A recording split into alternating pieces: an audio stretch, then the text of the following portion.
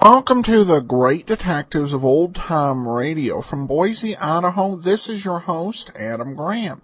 If you have a comment, email it to me, box13@greatdetectives.net.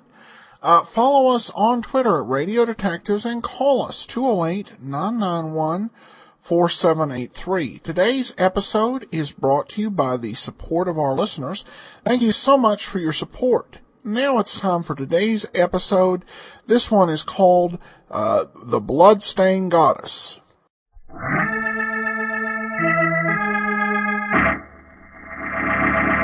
From New York City, the makers of Clipper Craft Clothes for Men and more than 1,200 leading retail stores from coast to coast presents Arthur Conan Doyle's immortal character, the world's most famous detective, Sherlock Holmes, starring John Stanley.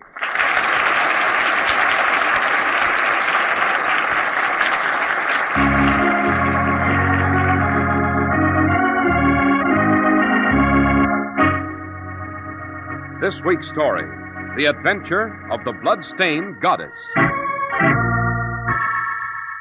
Holmes, there's no more dangerous spot in all of London, perhaps in all the world, than these alleys back of Limehouse Causeway. Nevertheless, my dear Watson, the gentleman we are pursuing has gone this way, and we shall follow. Hurry, man, hurry! Very well. But wait! What is it? A doorway.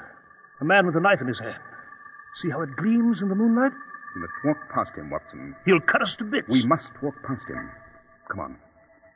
Careful. Slowly. Slowly.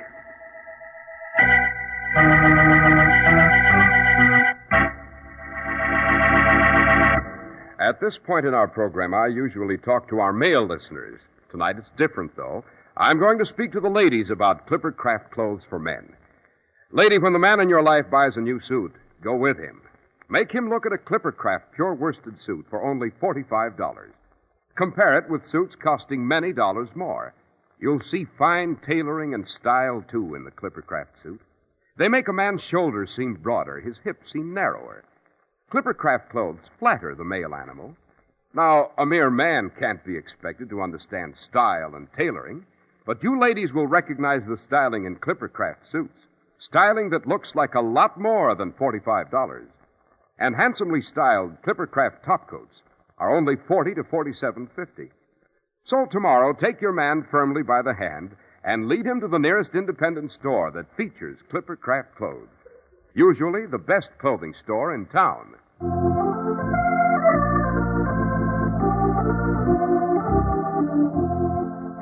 Dr. Watson, who was the Bloodstained Goddess? The answer, Mr. Harris, to all of the questions about the goddess involved a chase through the eerie streets of Limehouse that would have broken anyone's nerves. It caused a hideous death and had one of the most mystifying final results I have ever seen Holmes produce. We were in the flat at 221B Baker Street. Holmes had a visitor, a very distinguished and obviously wealthy Chinese gentleman. Pray be seated, Kang Huan. You're most kind and hospitable, Mr. Holmes. I take it the importance of your mission justifies the long trip from China here to London. It does, Mr. Holmes. You say, Mr. King, you're a provincial governor of China? Yes, Dr. Watson. And it is a thankless, difficult post. The natives, you see, are illiterate, uncouth, inclined to violence and treachery. We stamp out the flames of one rebellion, only to learn another has been kindled. Yes, I understand your position very well, sir. The greatest revolt we have ever faced confronts us now, Mr. Holmes. It is led by a strange, unearthly person. The natives worship this person with a fanatic love. And who is this idol? A young girl, sir, Madame Tashi. Her power is enormous. Thousands of natives have gladly died for her. Just recently, my troops gained the upper hand in a city where we believed we might capture her. But the goddess disappeared. Why have you come to me, Ken Kwan? I must find Madame Tarshi and bring her to justice. Or should I say, Mr. Holmes, you must find her? Well, have you any notion as to where she's gone off to? We captured her closest friend and advisor, an old gentleman named Chung Fu, but he would give us no clues whatsoever. Then he too disappeared. Nevertheless, my operatives did trace Madame Tarshi here, to London. She has come to London secretly, to hide, to raise funds, to plot her return. And I am to find Tarshi and turn her over to you. It will be well worth your while, Mr. Holmes. Can you describe her to me? She is abnormally tall for an Oriental and extremely thin. She has jet black hair, huge eyes, and speaks English well. What do you propose to do with her once I've turned her over to you? There's no doubt that her trial in our province will lead to her execution. Her death will end the revolution. Will you do it, Mr. Holmes? Will you search London for her? I will, King Juan. I'm grateful. I shall return later to learn of your progress. Good night, Mr. Holmes. Dr. Watson. Oh, good night, sir. Good night, sir. I shall forgive you, Mr. Holmes, if you fail. This is most dangerous and difficult assignment. King Juan, I shall find your illustrious renegade. The word failure, sir, appears only in the dictionary of fools.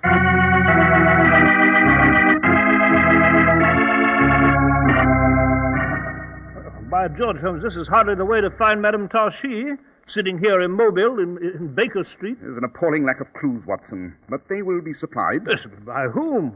When? Where? Watson, just as there are persons desperately anxious for us to find this mysterious woman, there must also be persons anxious to prevent it. I've no doubt we shall hear from them soon enough. Again, a conclusion of mine affirmed. Open the door, Watson. Right. Mr. Holmes? I am Sherlock Holmes. This is Dr. John Watson. How do you do? How do you do? As for you, sir, your name is Chung Fu. You are a loyal follower of Madame Tarshi, and you arrived in London this morning aboard the Mary Ann. Well, Holmes, I shall ask this gentleman not to say another word until you have explained how you could surmise all that. I should be most interested myself. A previous visitor of ours described an elderly gentleman he'd questioned as to Tarshi's whereabouts and said the name was Chung Fu. I've observed previously that we should soon hear from the other side of this issue. And the Mary Ann? With due apologies, I must note that Chung Fu seems terribly impoverished. He would therefore travel to London in the most inexpensive manner possible, by the lowliest freighter to straggle into port. Therefore, Mr. Chung must have arrived today. Recalling this morning's shipping page, just one freighter docked this morning, the Mary Ann. That's superb, Holmes. Superb. You are correct, Mr. Holmes. I have come to implore you not to accept whatever offer King Juan has made. Madame Tarshi must not be found. She must be allowed to continue her great work. She is indeed in London to secure funds for the people of Mekyang. But, Chung Fu, I understand that Madame Tarshi is undermining the structure of the duly authorized government. King Juan lies.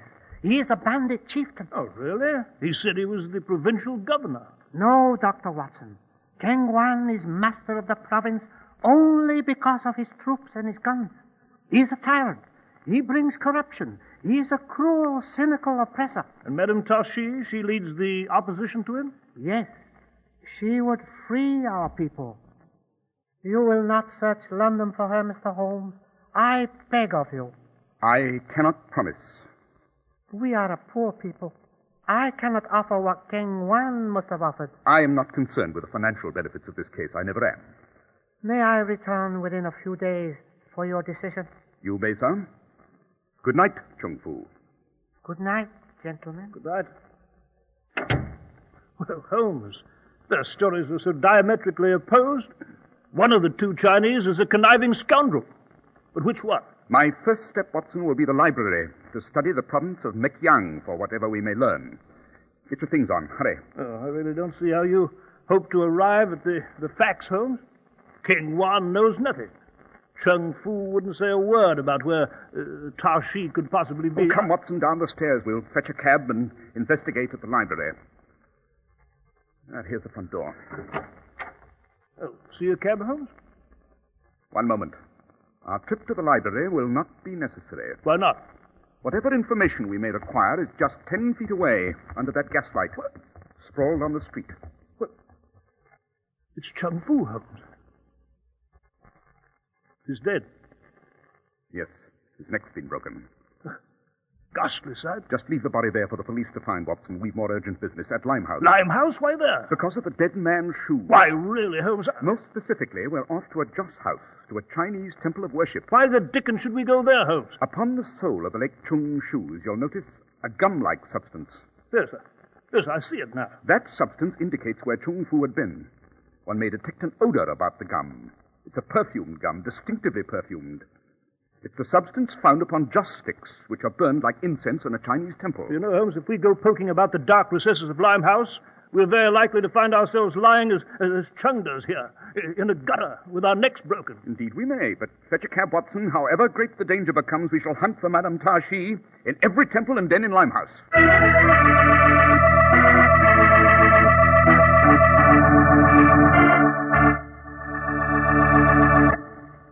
What sort of world would this be without friends, personal friends, and business friends?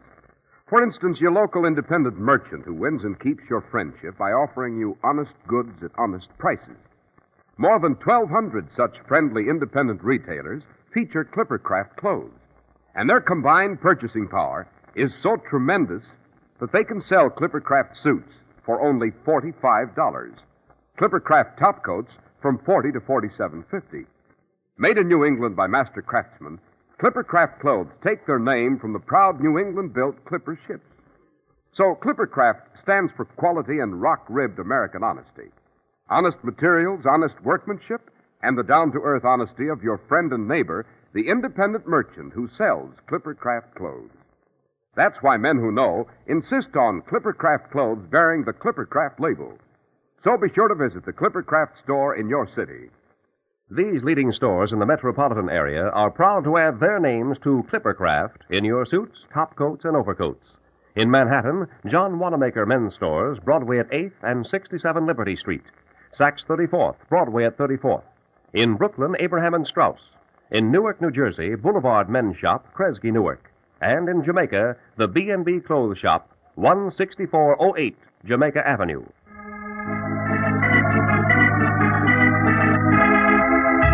Dr. Watson, you and Mr. Holmes were racing to Limehouse to find Madame Tashi. So we were, Mr. Harris. We reached Limehouse soon enough. We entered a Joss house on Limehouse Causeway. It was up a flight of rickety stairs. It was a dark room with wooden benches, incense burning from half a dozen bowls. Prostrate Chinese prayed before their idols.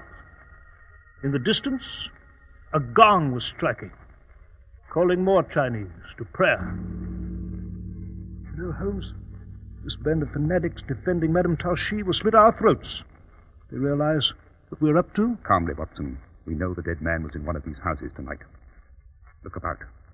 Walk as quietly as possible toward the front. Yes, right you are. Well, these people are watching us very closely. Curiosity, perhaps. If not, then a more insidious reason. Just edge your way toward the front.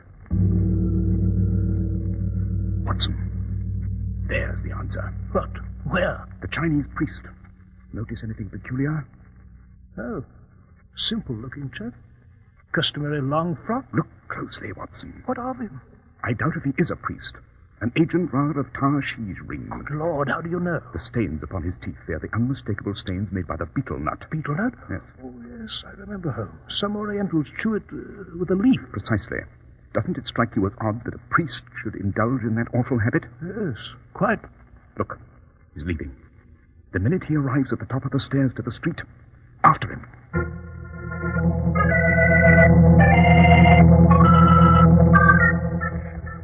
This way, Holmes.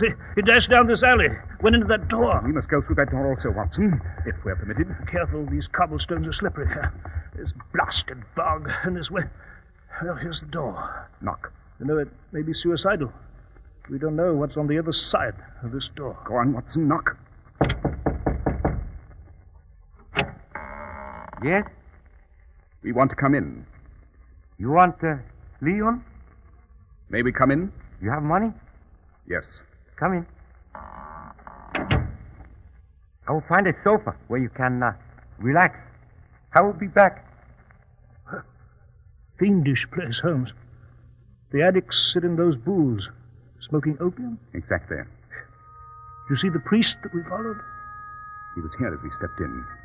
He just disappeared through those green curtains. We'll lose him, Holmes. Let's follow him. Not just yet. We might be killed if we step through those curtains, Watson. The man, seated on the floor, playing the Oriental reed instrument. Why, he's an addict. The glazed eyes. It isn't he, it's what he's playing. Playing? Yes. He played one tune for a second as the priest stepped through the curtain. Now he's playing another. It might be a coincidence, but it might also be a signal. Yes, I see, Holmes. To tell whoever's behind that curtain that the man coming through is all right. If we could persuade the musician to play the same tune he did for the priest, he could step through the curtain. I shall speak with him. Careful, Holmes. My friend, could I persuade you to play the tune you played before? Who are you? Someone who believes it to be worth this. Do you hear that melody? It's a lot of money, Governor. It's yours, if you'll play the melody. You want to pass through the curtain safely. They'd kill me. I hardly think so. It's extremely dark. You might have made an error. I'm taking a long chance, Governor. Very well. If you don't want the money... Well, as soon as I start playing, you duck through the curtain. Good. Go on. Come on, Watson. Righto, Holmes. Well, there isn't anything back of this curtain. Just that door. Emergency door, isn't it? Yes. Leads to another alley, I'd say. Open it. Go on, open it. Yes, this is an alley. And in the fog there, see? Yes, there's a man. A knife in his hand. It's gleaming in the moonlight. Obviously the music lover who listens for the signal from the reed instrument. Step into the alley, Watson. Yes, but he... We must hope the signal was correct and that he doesn't become suspicious. Keep an eye on him. He may throw that knife. Now, step into the alley. That's it. Slowly. Watch him. Watch him. Yes, so far, so good. There's nothing in this alley but that doorway over there. Looks as though it were the delivery entrance to some sort of shop. A shop I shall now visit, Watson. Alone? I won't hear of it. You must wait here. Watch our friend with the knife. If he acts up, you must dash in to warn me. No, I won't. Besides, one of us must be free out here in the alley, ready to run for the police. If I do not return from this shop within 5 minutes, don't come in. Don't raise a hullabaloo. Run quickly and quietly for the police as fast as possible. Yes, I understand, but confound it, Holmes, must you take this awful risk? If I intend to find Madame Tashi, yes, of course. Now wait here, Watson. All right. 5 minutes. Good evening. Good evening. You are the shopkeeper? Yes. Customers never come from back way. Are you enter back way? I'm looking for something. Bitter melon, lychee fruit, shark fin. No. What did you want? Madame Tashi. I thought so. She's not here. I do not know how you found this place, but now you do not live to tell location. I want to see Madame Tashi, and I have every reason to believe she is here. I shall continue demanding to meet her until you've stopped me by pulling the trigger of your revolver. That will not be long. No place so easy to kill and hide body as Lamb House. I'll kill you now. Mr. His name is Holmes, I believe. Mr. Sherlock Holmes. Madame Tashi. You will not have need of your revolver, Ma'o. As you say, madame. You may leave, Ma'o. Your servant, madame. Mr. Holmes, I regret the necessity of receiving the foremost criminologist of this time in such sordid circumstances. Quite excusable, Madame Tashi. You have served King Juan well. You have found me. He will reward you magnificently. Will he? For the present, yes. Then when your services are no longer of any value, you will receive the same fate as my beloved Chung Fu, who lies dead now before your home on Baker Street. Your secret agents serve you well, Madame Tashi. King Juan tells me that you are a revolutionary. He has a gallows marked for you. He waits to smile in the shadow of your silhouette, dangling from his rope. Is it wrong to spread the doctrines of brotherhood, Mr. Holmes? Is it wrong to defy this King Juan, who unleashes the 4 horsemen of the apocalypse that they may ride profligate over the soil of my native land? King Juan is a brigand. He exploits my people. He despoils and enslaves them. He is Attila the Hun, Philip of Spain, Ivan of Russia. He mocks the spirit of my people and drives it into the dust. Is it wrong to try to help my people? In the East, Confucius was driven into exile. Muhammad, the prophet of Islam, was forced to flee from Mecca. In the West, you English boast of your great Magna Carta. Was that not written to protect the people from the ravages of a despotic monarch, who in some ways was nothing but a counterpart to our Chinese warlords? Our languages and our customs differ, but we seek the same goal. We follow the same star. I see, madame, that King Juan was misguided. It will not benefit him to find you, nor will it benefit him to hang you from that gallows. He can exterminate a human being, but not an idea. You're quite right, Mr. Holmes. We have been persecuted. And there has been blood spilled from the hills of Mekyong to the cobblestone byways of London. But the blood is rich with our faith, and it will fertilize the soil where it runs. So you may reap your reward. You may have me returned to China, where I will be given to King Juan. But quickly, please. Good night, Madame Tashi. Oh, there you are, Holmes. I've been terribly worried about you. What happened? Did you find Madame Tashi? Yes, Watson, I found her. Well, where is she? No time now. We'll discuss it later. We must dash back to Baker Street to await the arrival of King Juan, the murderer.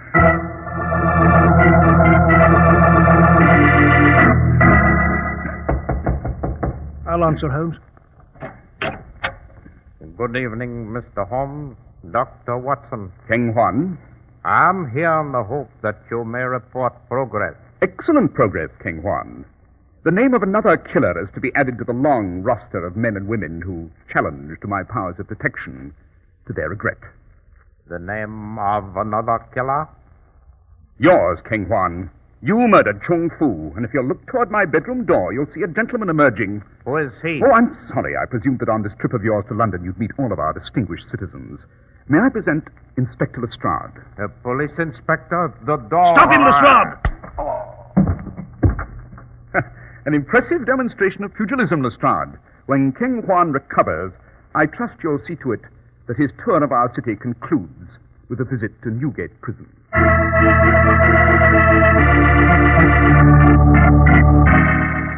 Yes, but Holmes, you still haven't explained about Madame Tashi. You did find her, you said? I did, Watson.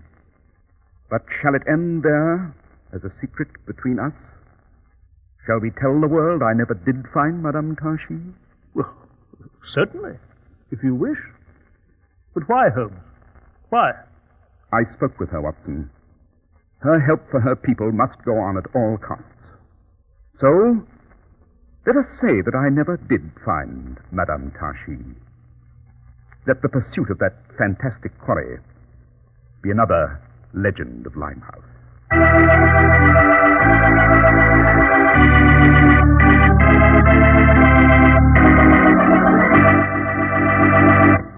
Dr. Watson, the story of the Bloodstained goddess was most intriguing. Now, would you tell us what new adventure we shall share with you and Mr. Holmes next week? I'd be delighted, Mr. Harris. Next week I shall relate to you an adventure I have called The Guest in the Coffin. It concerns a joyful mortician, an unprecedented wave of police murders, and one of the strangest invitations Holmes ever received. The makers of Clipper Craft Clothes and more than 1,200 stores from coast to coast have brought you another in the new series of broadcasts featuring the world's most famous detective, Sherlock Holmes. Our stories are based upon the character Sherlock Holmes, created by Sir Arthur Conan Doyle. The program is produced and directed by Basil Lockran. Sherlock Holmes is played by John Stanley, Dr. Watson by George Spelman. This week's story was written by Howard Merrill with special music by Albert Berman. If you don't know your Clippercraft dealer, write Clippercraft, 200 Fifth Avenue, New York City. Be sure to listen next week to Sherlock Holmes in The Guest in the Coffin. Cy Harris speaking for Clippercraft Clothes. This is the Mutual Broadcasting System. Welcome back. This is a somewhat curious episode.